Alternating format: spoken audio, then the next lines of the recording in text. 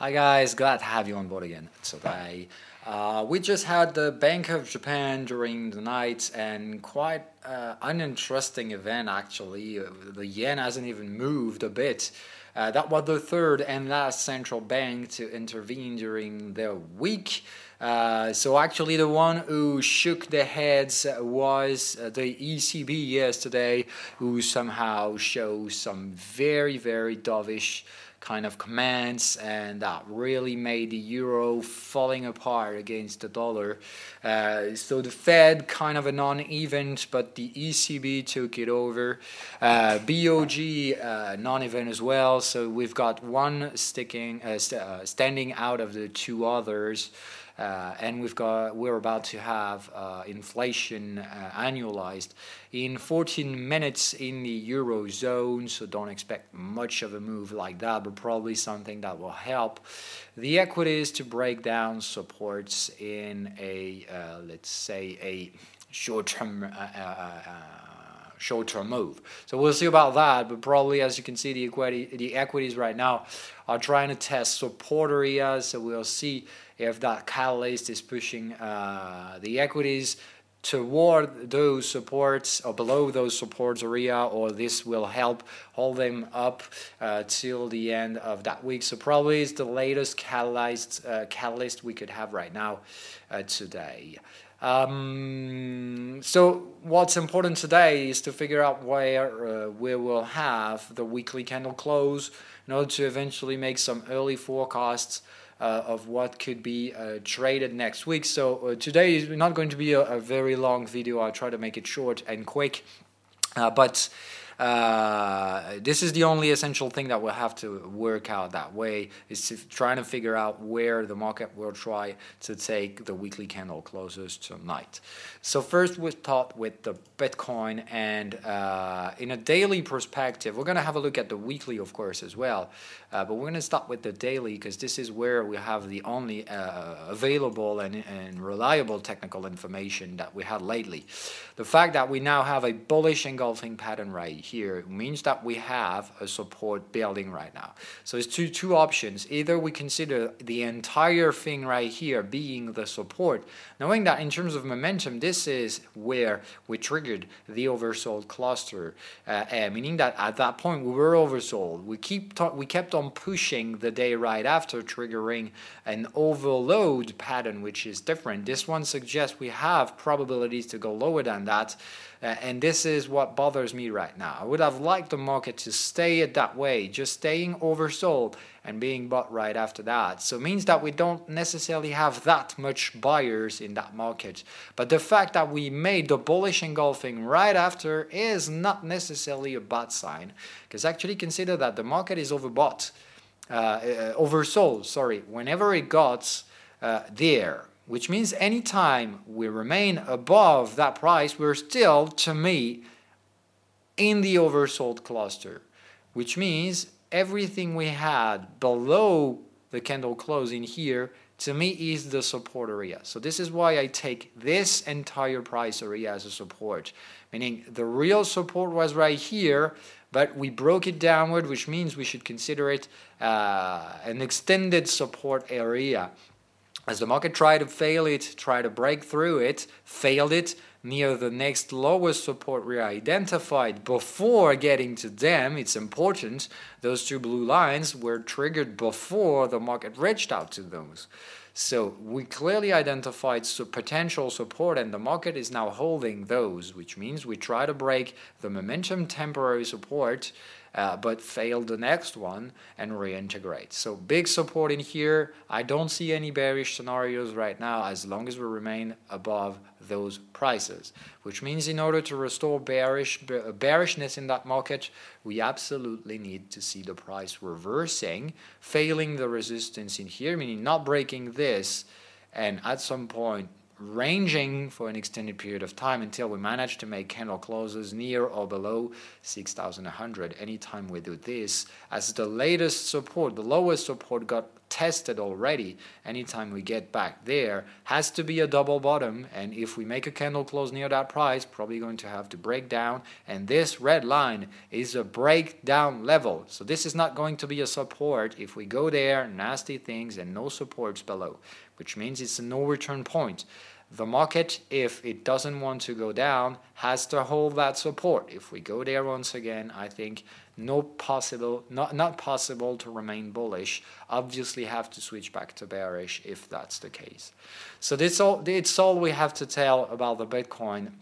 Not a lot much to tell. We've got to see what's happening in H2 time frame just to have a clue if we can balance the scenarios or not. We're in a bearish oscillation right here, but we already broke it up, which means that we have the sine wave target right here, totally creating that cluster we identified. We've got a resistance in here, so let me delete that line. It's no longer support. Right now what we have in here is a resistance.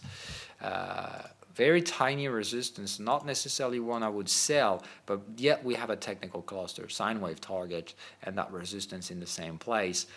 This is where I put my validation. So I think we're going to test that level. I hope so. And the question is whether we'll do it tonight, today or not. Because actually the Bitcoin is going to be quoting during the weekend. So the candle close, the weekly candle close regarding the Bitcoin is not going to happen tonight like it will be the case to any other market. Bitcoin will still have to get through the weekend. So I still see a lot of things possible during that weekend. Either we fall apart and we make a very nasty candle close, or we stand up on there and get a nice bullish move in the end, and we'll see what difference that could make in terms of weekly candle closes. So from what I can see, we terminated a bearish oscillation. The momentum is trying to lateralize, means that we're now slowly retracing back to zero value. So from what I can see, we're not getting back to support, so probably going to retrace a bit down here, getting the momentum near the zero values and finding one more bullish impulse. It seems the most reliable trading decision to me, but once again, we're working a support area, so we could require to go lower than that depending on the bullish demand. Okay, so it's basically in here we're working out that price area to execute all the bullish demand, and then we'll see if that bullish demand is overcoming the bearish demand, then we'll get to break resistances. If we execute the bullish demand and the bears are still holding in things, then they will break down the support, and those who bought that support will have to exit, which means we'll have bearish breakouts. So this really is a 50-50 kind of scenario right now. I decided to take the bull side, but be aware that I've been taking very low leverage on that trade, as I know this is kind of trendy and very risky. So for now, it's working pretty well as we had that bullish engulfing on the daily chart. But the question remains what the weekly weekly candle is going to look like. If we do have something like that, pretty great. Okay, I would like to have, even though the best will be to get into closing into the previous candle's low, which means closing near or above 6,600. For example, would be a really, really good sign for the bulls. As you can see in a weekly chart, we are in the potential bullish reversing area in the weekly chart, which means in a weekly perspective, we've been trading that bearish downtrend absolutely well. The question is right now, are we going to break the support, or are we going to make one more final bullish rebounds? That probably is going to flush later on, okay? Or are we already ready to break down that support and trigger a sine wave breakout, which means sine wave should see some potential reversal right now. If we don't see anything like that, it means that we could break down to the lower levels. It really is a simple question. Either we're going to hold that support or fail it, and to be honest, I have absolutely no clue about that.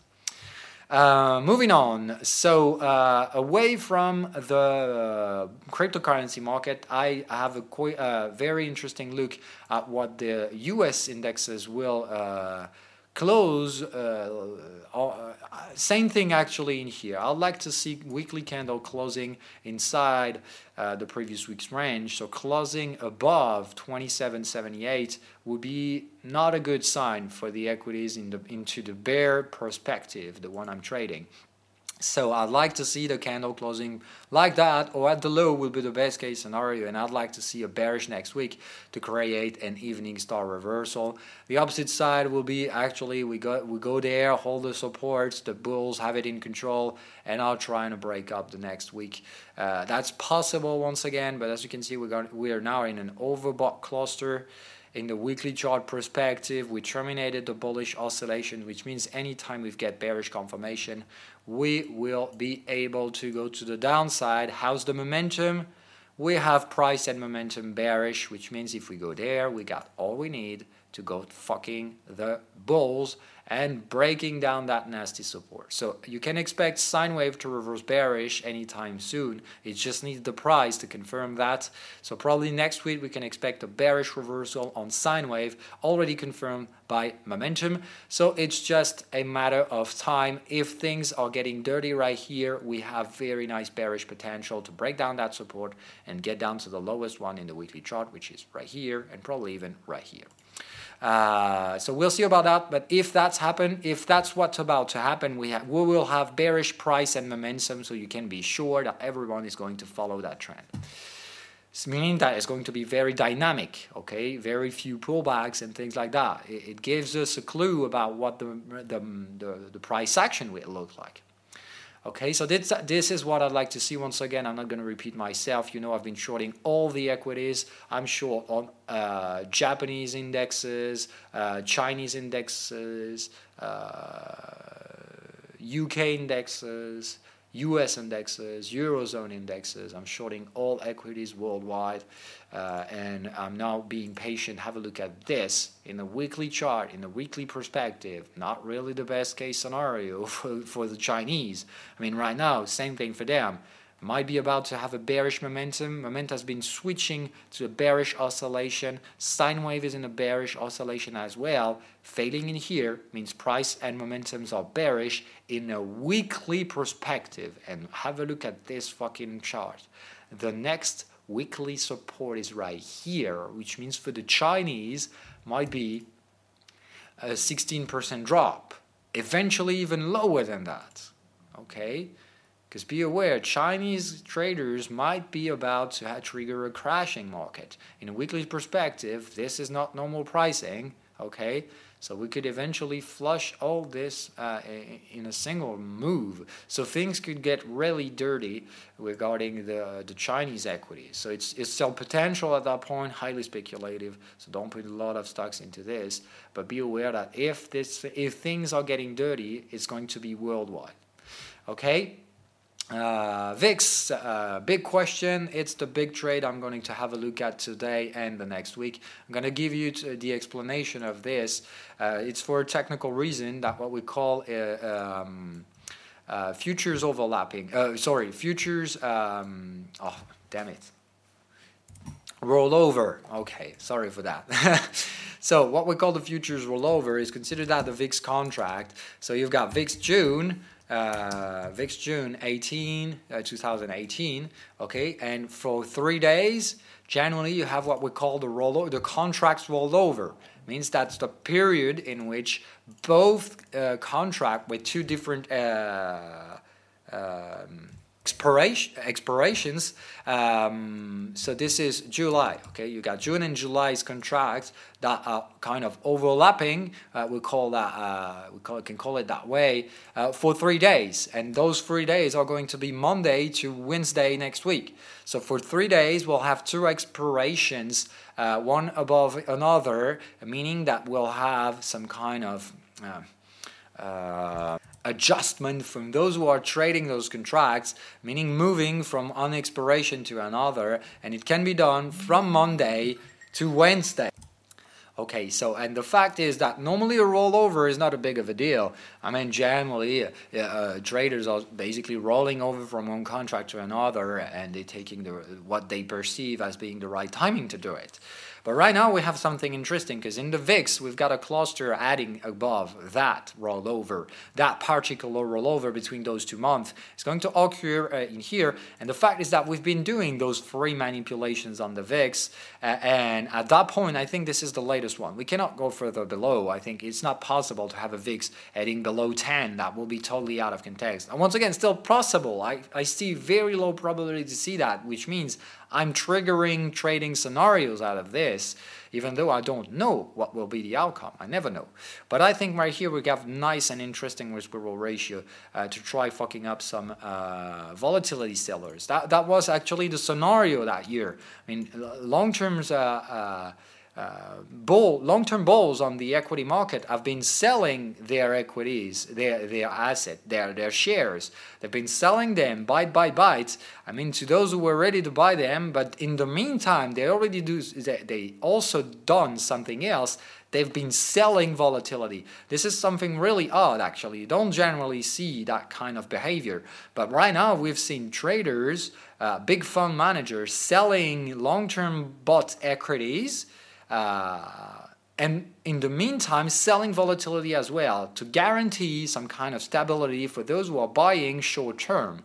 So what they've done is said basically, okay, you want to buy, I want to sell, but I have high volume to sell and you are buying low volume. So what I'll do is that I will sell volatility in the same times to give you visibility in short term, to guarantee that you're going to keep on buying the shit I'm selling you at very expensive prices. You're going to buy short term, no problems, but what I care about is selling what I have in my portfolio from a long-term perspective. So this is what they've been doing. They've been selling you tranquility so you can buy easy, but they've been selling anyway. They've been selling equities, which means whenever the short-term perspective will be narrowed and will terminate, no one's going to buy the medium-term supports. No one's going to buy the short-term supports. It means that we're going to fall down to the mid-term supports, which are, and I stand on this, 15% lower on the US equities. So this is why I see the VIX manipulation terminating not pretty well, terminating by another unexpected bullish move on the volatility. So this is why I have strong confidence right now about that VIX scenario, and the fact that that contract overlap, that rollover, might be a dangerous area in terms of timing. Those 3 days might be the most dangerous day the market will be facing, because we have 2 options. First option, everything is doing well. I mean, those who've been selling volatility all along the June's contract are going to be able to hold their short position till the expiration, meaning till Wednesday. Meaning that we don't have a volatility burst until Wednesday, then good for them. They've been selling all along the month, and they doesn't have to get out. They will simply wait for the contracts to expire. And that's the best case scenario for them. No volatility pickup till the end and till the expiration. Okay, best case scenario. Now, worst case scenario. Those who've been selling volatility, so they are holding future contracts to the downside, which means they're going to lose money if the contract's pricing is rising before the expiration. And that will be the second case scenario. Things are not doing pretty well. Equities are falling apart for some reason during the weekend. We've got some catalyst or whatever, I don't know. But if things are not doing well during the weekend, we're going to have very nasty price action in the VIX. But regarding the fact that we have heavy amounts of people who've been selling contracts in the futures market, if they have to rebuy them in panic mode, then we're going to have surging price in the VIX during that 3 days rollover period, which means they will think everything's going to be pretty and they'll be able to hold till the expiration. But if they don't, they will have to rebuy their shorted contracts in panic mode, which means we'll have volatility buyers like me facing panic mode of volatility sellers rebuying in catastrophic event. I mean, they will basically try to get out at any price because they've been trading leveraged, and if they've done that, and if things got dirty, they will have to rebuy in panic, which means we're going to have very erratic price action, and this is something I'd like to profit out of if that's what's about to come. So I've been buying volatility, and I will do it anytime the next contract will be available. And I'd like to fuck up all those who've been trying to fuck me on the previous expiration. That's a game like that. I want my revenge. You've been killing me right here with your volatility short entries. I'm going to fuck you up with the bullish entries on the next expiration, and this is going to be a battle. I think clearly there is a battle between bulls and bears in the equity market. The bulls won the last battles, really no questions about that. They fucked us up anytime they've been selling volatility. I think now it's our time, the bear time, and I think this is the time to take out the money of those who've been selling the volatility, and we'll try to fuck them up during that rollover. So I think a big battle is going to be playing during those next 3 days between those who want to see the volatility back in the market and want to fuck up those who've been selling it aggressively the last few months. So we'll see how this plays out. Of course, it can very well be a non-event, meaning that things do just pretty, and we get to Wednesday, the expiration, and that's good for the market, that's good for everyone, or things get dirty, and I'd like to see that happening. So, of course, if that happens, that would trigger really extensive selling pricings in the SPX and whatever, but that needs some kind of catalyst to trigger. So, might be something to happen during the weekend. Of course, if nothing happens, nor in the weekend or the first day of next week, then probably the volatility sellers will hold the price to the downside and whatever. So basically, it's going to be a no movement in the equity pricing and nor in the volatility. Okay, so don't take that for granted, but all I say is just be cautious during that contract rollover, because I clearly anticipate that things could not be as everyone is anticipating them. And that could be something you want to be profitable, taking profits of. All right, so that's basically it. Another thing, I've been exiting the gold I've been posting that scenario yesterday. We got double bearish signal in here. As long as we have that double bearish signal, I'd rather like to get out. So I took my profits. Nice gain, once again. Very tiny gain regarding what I was expecting. But I'd rather like to get out, at least temporarily, until we don't get back there. If we get back there, I'll double down, put the money back in, no problem. But I see too many risks right now of bears trying to fuck us up. They want the gold to remain low, because the gold and VIX and equities price are all related. If the gold is falling apart, is surging, then obviously the VIX is going to surge as well, and equity is going to fall apart. So they're doing anything they can to hold the price in calm areas. But this is really, to me, calm before the storm. So be aware of that. There could be a storm early next week for the reasons we saw. If you have a look at the weekly candles, if we close with a doji like that, which we probably will, if early next week we go to the downside, that's an evening star pattern. And that's a reversal pattern on the weekly chart basis. And in the weekly chart, we've got everything we need to go to the downside. So really is just a perfect timing for bears to step in.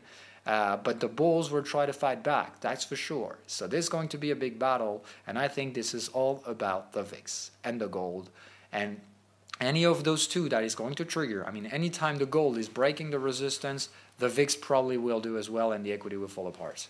Means that this is a battle, and we'll have to find out who's going to win, who's taking the advantage upon the other. And to me right now, it's really a 50-50 scenario, and I really would like to see the bears taking it over next week. So we'll see about that. It's highly speculative, which means that impossible to get into leverage position in SPX, gold, VIX, or whatever. It has to remain speculative leverage, absolutely. So that's all I had to say to you. No, sorry, Euro-Yen, but of course no need to be talking long in here. 2 upper shadow candles in a row. Next one's going to be bearish, obviously. In the daily chart, this is what we have. I'm not going to erase that. Clearly is a trend creating right now. We're going to get back to that taking profit and probably break it lower to the targets I've been previously highlighting. So this is a validated scenario. I've been lowering the stop loss right now. Not yet break even. I think this is too early. So I expect some kind of rebounds today and probably breaking it early next week. So for now, invalidation is set just above the resistance. I already forecasting to take reinforcements. Any pullback will be sold to me. It's just right now, a game is over. We are probably at that stage, which means we're going to fall apart in the next following weeks. I strongly expect to have some kind of that price action just copy-pasted right here. That's it. AUDNZD is now validating its support. So once again, very nice trade, longly anticipated, well prepared. Now price went to the expected area, triggered the entry, whatever. I'm back in with leverage in the AUDNZD market. We're pretty well having a oversold cluster. Sine wave is in the reversal area, just a perfect trade right here. If the market is bullish, it will have to retrace back to resistance right now. If the market isn't bullish, then we will go to lower values, and at some point I will trigger invalidation, but I strongly think that market is bullish, so we should hold that price. That's it for today. I'm not going to talk about the equities. I would like to see what's happening with the equity indexes first. So we're not going to talk about them in a independently. Now moving on to the questions you've been asking to terminate that show and then wish you a good weekend. I remember that I'm not doing updates during the weekend, even though I know most of you guys are trading the Bitcoin, and the Bitcoin is not stopping during the weekend.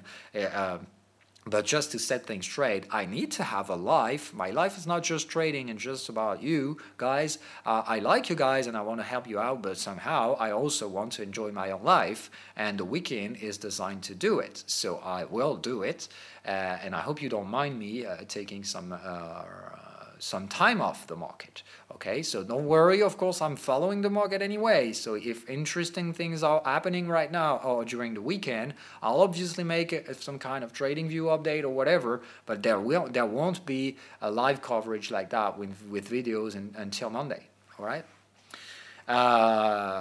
Sorry, so thank you very much for your time again.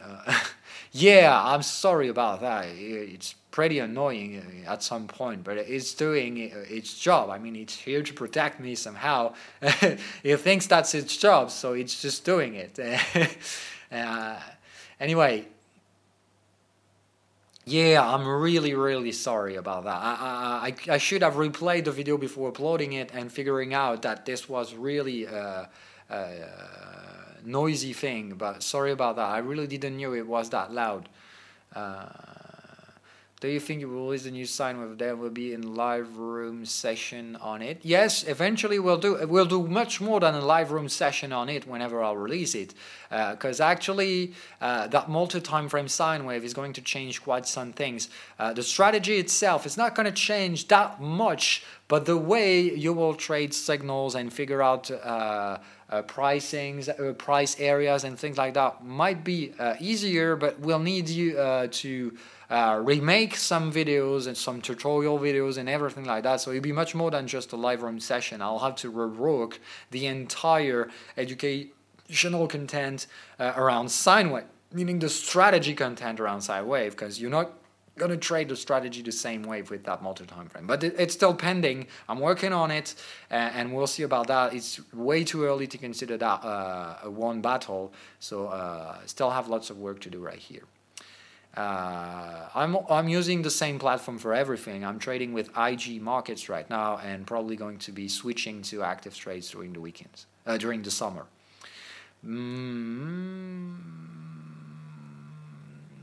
Oh, if I get stopped out, I lose $80. If it pays off, I get $500, and I will be ready to become a seller when the time's right. Thanks for the super helpful targets, really helping me control my losses. Great.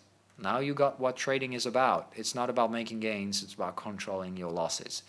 And once again, even if you're making less gains than losses, if the gains are covering more than 3 times the loss, then you're still profitable, and that's all we care about. It's not about who's winning the most. I really don't care about that shit. That's all about the dream sellers or whatever guys you'll be seeing into TradingView. The guys who are right 90% of the time, but generally, one time wrong is flushing out 3 or 4 times right, meaning they're still profitable, but they They play gods saying I'm always right. Yes, but I don't really care about that. I don't care being wrong, once again, as when I'm right, it's covering up more than 3 to 4 losses, all right? So it's just whenever I get to 50-50 risk, 50-50 right to wrong ratio, I'm really well profitable, okay? And that's how it is. And I still think this is the most rational approach you could have on the market. I mean, searching and seeking for being right when you trade is not the good option. All you need to focus on is making way more when you're right than you do when you're wrong.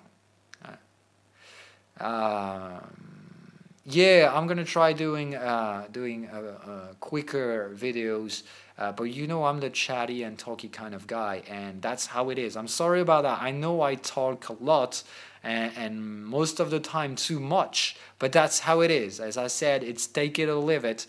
I'm not gonna change my mind on this. I'm not gonna change who I am. I mean, this is how it is. So I give you great informations, but sometimes videos are a little longer than they should be.